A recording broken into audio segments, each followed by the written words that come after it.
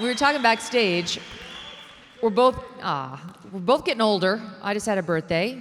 You got a few years on me. Turned 60. I turned 60. Yeah.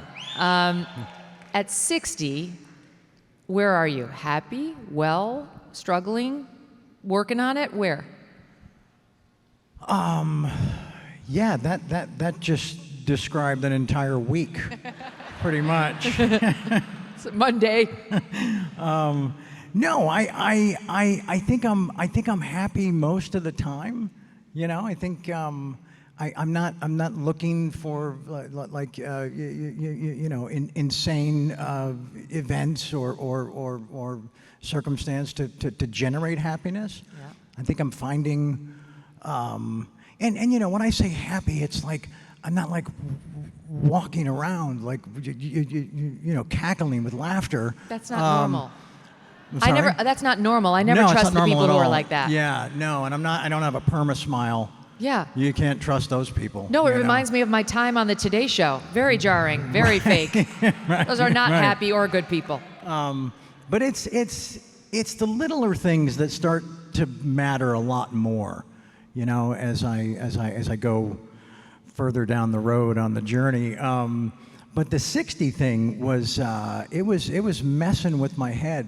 Why? Because it was like, shit, man. I spent most of my 50s like apologizing to people, and that's fine because I needed basically a decade to get through all of those apologies, and it was also part of the reason that you know that really drove me to find the passion to do the book, to do the doc, and really create a moment, not really so much of a comeback, and I think we spoke about this the last time, but just more of a reset.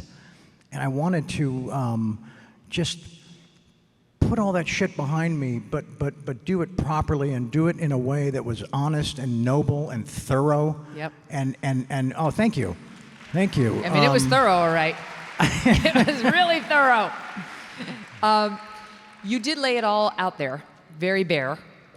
We talked about it when you came on, but there was the incident, which you've since clarified a little, of the crossover tour when it comes to the sexuality.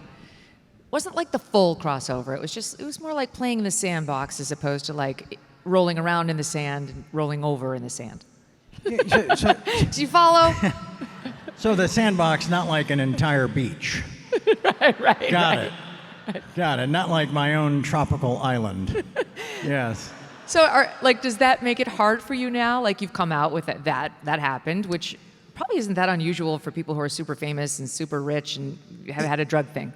If that wasn't a part of my story with, you know, how far I took it and the amount of cocaine I ingested in any means available, if that wasn't part of my story, I think people would be like, hey, wait a minute.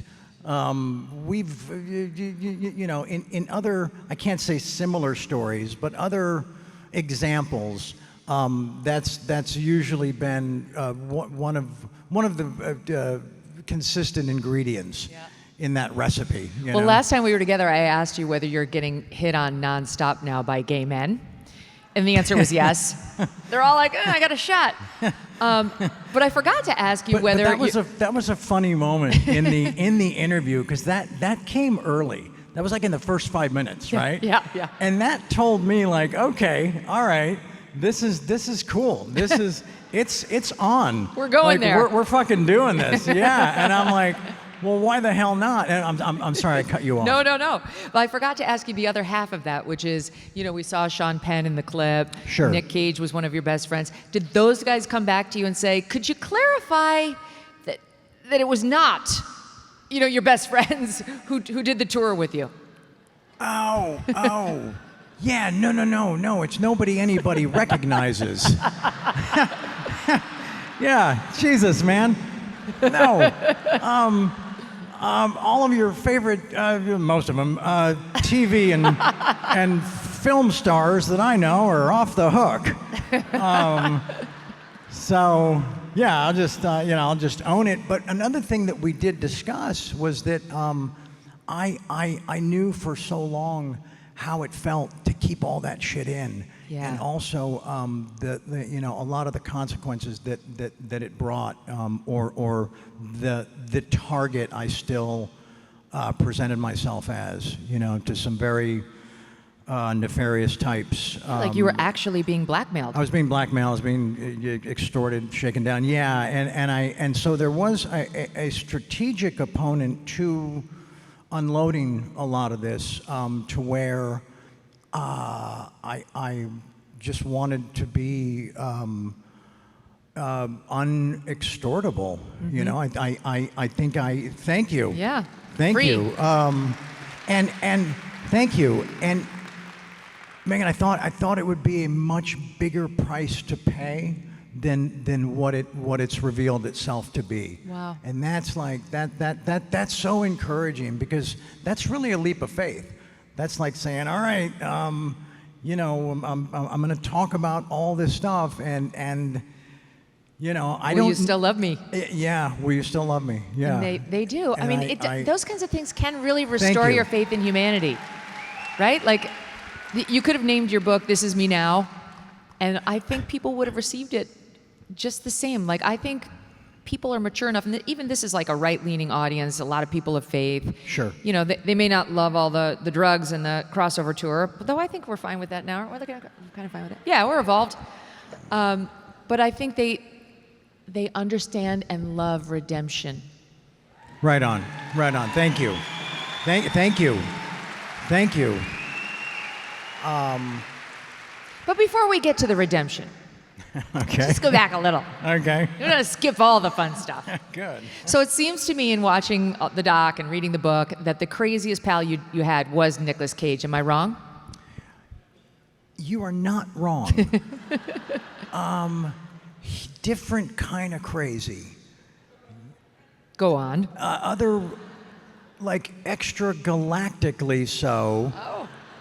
But with a wisdom and a sense of humor and a devil may care just air about him that was just, it was like poetic lava. Wow. I think he would appreciate being described as poetic lava. Yes, who wouldn't? Yeah, because lava, you see it coming. You can get away, right? I mean, Yeah, it moves moves slowly pretty enough. slow, but God, it burns everything to the ground. and you're sure as heck don't forget that it was there. Even decades later. What am I even talking about? No, we're following. What am I talking about? I'm talking about Nick Cage. Can you? Yes, we're still on Nick. Can you Okay. bring us aboard the airplane with the walkie-talkie thing that the pilot? Oh, with the intercom? Yeah, can we talk about how the hell that happened? It started out just as a friendly game, like a performance exercise game interaction with just the rest of the plane, and because there was still the curtain that separates the front from the back. Yeah. And so we've been up for a few days at that point. Sure. And just kind of made the decision we're going to Vegas, and I buy this like $9 like Dick Tracy hat in the airport, and so there's 5 of us. That's how we became the Jackson 5. I mean, right? And that wasn't about music. That was just about numbers, because 5. And so no, we're on the plane, and so we were kind of using that curtain to do like a 10-second bit and just try to get a reaction. The plane was loving this. It's Charlie Sheen and Nick Cage and Nick and others and then, who are notable. Yes. And you're just entertaining the plane. Can you imagine this? But it was all in just fun, friendly spirit, and Eddie would point out, the Grand Canyon on the left side of the airplane and the Eiffel Tower on the right. I mean, it was just silly, Right. So That's not in Las Vegas. What's that? That's not in Las Vegas. It's really not. No. Well, there's a little version of it, right? There is, actually. Yeah, yeah. But things like that. Yeah. And so Nick went last, and I don't know if he just he didn't understand the theme of what we were going for, or Lighthearted fun. yeah, he took it to a place where he grabbed the intercom and he says, "Ladies and gentlemen, this is your captain speaking. I'm not feeling well." And you can hear the plane just kind of get whisper quiet, right? And people are kind of looking at each other. Is this really the captain? And he says, and I feel like I'm losing control of the airplane. And now, whatever level of high or drunkenness or any of us were, we suddenly were laser focused on the amount of the shit that we were in because of that. And he didn't even do the bit at the curtain. Uh-oh. So they were buying it, that it actually might be. They didn't see him doing it. Oh, no. That's thinking back. I think that was part of it. That's where we went wrong. Yes. Yeah, because had he done that holding the mic, it's in poor taste, but they know it's a performance piece. Maybe in bounds. Yeah, but all they did was hear it. And you could see the flight crew launch into panic mode, and one of the stewards walked right up to Nick, and he just goes, "Not cool, buddy, not cool." Yeah, and then Nick didn't. I think I talk about this in the doc, right? Yeah, and in the book, Nick didn't know that I was basically the dope mule for that trip, for the Jackson 5, and Really did not want to get pulled over by the cops. no. And I was rolling with such a fat bag of cocaine that it wouldn't fit in any of my pockets, right?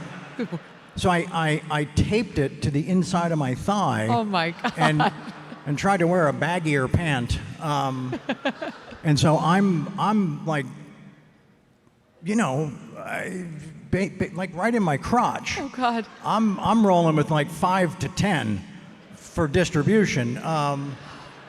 And so when we landed, we were met with the feds, with local authorities, with just a bunch of frowns and ire, and yeah, it was. Luckily though, this is that thing that you talked about, Yep. about consequences to a point. Yes, because they're like, this is such bullshit. This can never. Oh, hello, Mr. Sheen. Hello, Mr. Cage. Yeah. And the turn of fortune comes to save you. Exactly. Again. My friend just lost her ring. She went to replace it. She realized it was a gold ring. The price of it has gone up 25% since she bought the ring a year ago. That's because gold is on the march upward. And it is the one time of year that Birch Gold Group gives away free gold with every qualifying purchase. That's right, for Black Friday, when you convert an existing IRA or 401k into a tax-sheltered IRA in gold, Birch Gold will send free gold to your home for every $20,000 purchased. Gold started this year around $2,600 an ounce. By October, it was over $4,000 an ounce. Why? Global uncertainty. 2025 has been defined by trade wars, central banks are pulling from the US dollar as the global reserve currency, and military tension continues to build. Gold thrives in times of uncertainty, and if you are looking to diversify your savings, Birch Gold can help you. Plus, now through November 30th, get free gold, I say, with a qualifying purchase. Just text MK to the number 989898 to claim your eligibility and for a free info kit on gold. But your opportunity for free gold with purchase will end on November 30th, so don't wait. Text MK to the number 989898 for full details. Message and data rates may apply. Thanks so much for watching. If you like what you just saw, hit the subscribe button for more clips and full episodes.